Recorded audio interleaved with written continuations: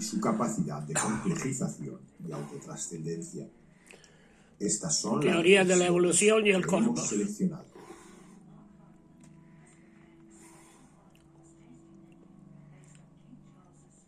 El yo no es una entidad, sino simplemente una idea. Es un algoritmo relativo de alto poder, es decir, un patrón coherente que contiene en forma concentrada una gran cantidad de información. Su carácter relativo se debe al hecho de que el algoritmo final cambia de acuerdo con las modificaciones de la información que la nutre. El yo como idea no es absoluto. Su principal característica es su relatividad, y esta se demuestra por el hecho de que el yo puede transformarse o incluso eliminarse. Pero el yo se percibe con tanta fijeza como rigidez tiene la idea con la cual se identifica. La observación del yo lo elimina como identidad absoluta al trasladarse la percepción del yo desde una posición de fusión de la última realidad interna consigo misma a otra, en la cual la última realidad interna deja de ser última, puesto que puede ser observada. Pero el yo no se vive como idea ni se le experimenta como relativo. Más bien, su experiencia posee tal sensación de realidad que se le reverencia como absoluto. La dificultad para percibirlo simplemente como una idea surge del temor de que al hacerlo el resultado sea la infelicidad. El yo es un algoritmo de alto poder y máxima abstracción con una capacidad de autorregulación muy poderosa. Tal es su poder que intentar cambiar su estructura mediante un ataque frontal solamente produce un incremento de tensión interna y comúnmente una alteración somática que puede llegar a ser irreversible. La única forma segura de trascender la estructura del yo en forma sana es dejarlo ser, aceptándolo mientras se le observa. Poco a poco, la observación constante Estoy de acuerdo con cambio esta de teoría. perspectiva desde el yo hacia su observación. El observador, sin embargo, no es una entidad concreta, sino un proceso dinámico. Si el observador se confunde con el yo, refuerza su existencia. Y esto acontece cuando al observador se le adjudica una existencia concreta e incambiable. El yo como algoritmo no es el acto de observación, sino un contenido de la misma. El yo, sin embargo, no se vive como contenido, sino como continente, cuando en realidad es ambos. El continente se transforma en contenido cuando es observado o comprendido, apareciendo un nuevo continente que se vuelve a vivir como el yo. En este proceso, el yo se expande.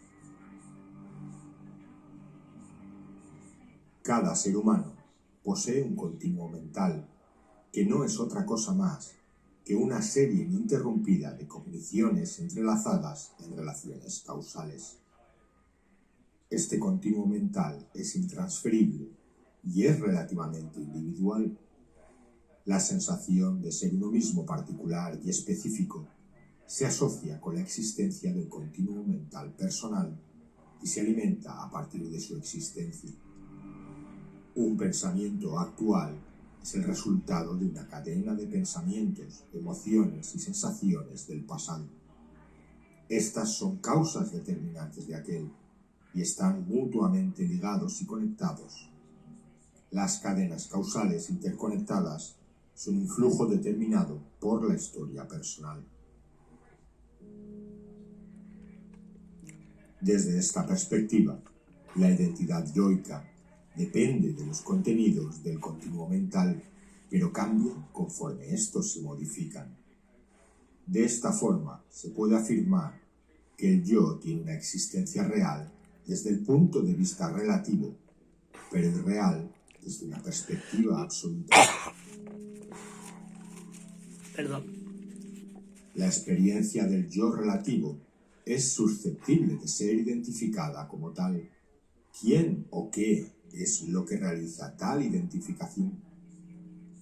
El continuo mental, en su coherencia global, es el verdadero responsable de la existencia del yo relativo, y la posición independiente del continuo mental es el estado en el cual el yo, como idea, es identificado como tal y trascendido.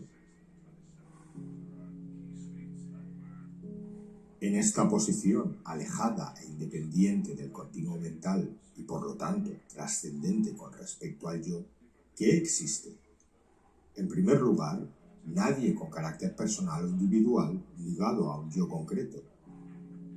Sin embargo, la experiencia de individualidad persiste, aunque con una abstracción y sutileza mayúsculas. En segundo lugar, una experiencia de fusión entre el observador y lo observado. En tercer lugar, una sensación de libertad total.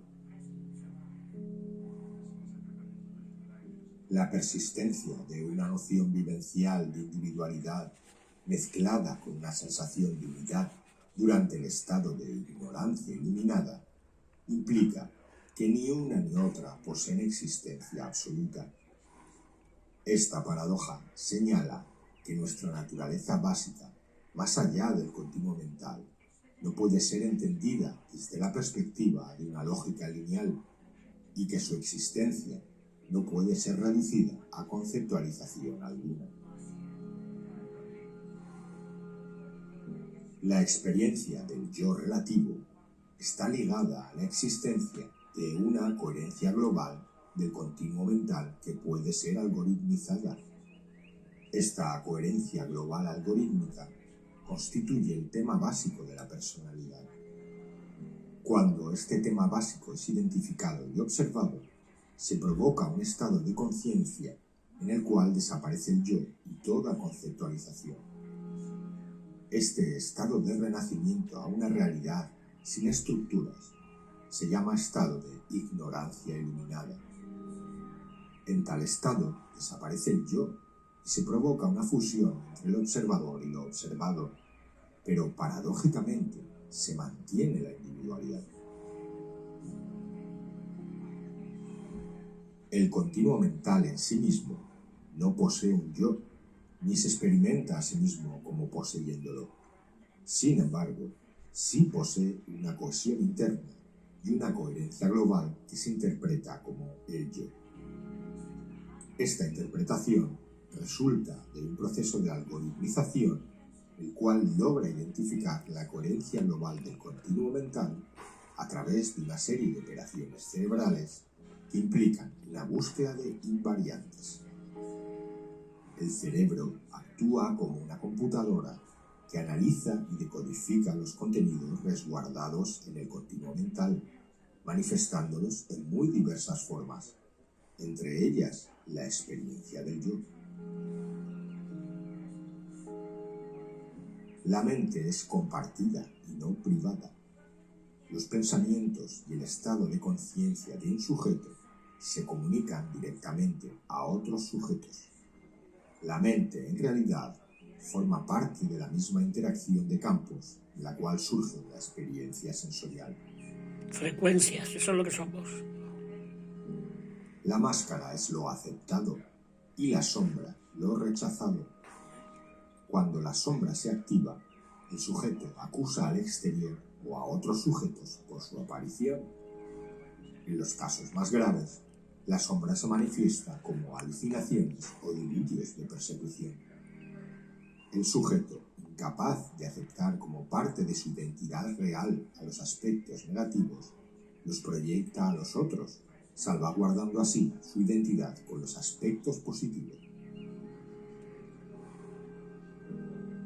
Cuando la tensión entre la personalidad y la sombra se hace insuperable, sobreviene una crisis de identidad, la que o bien se somatiza provocando una enfermedad y en su extremo la muerte, o bien activa un proceso de incorporación de la sombra a la máscara.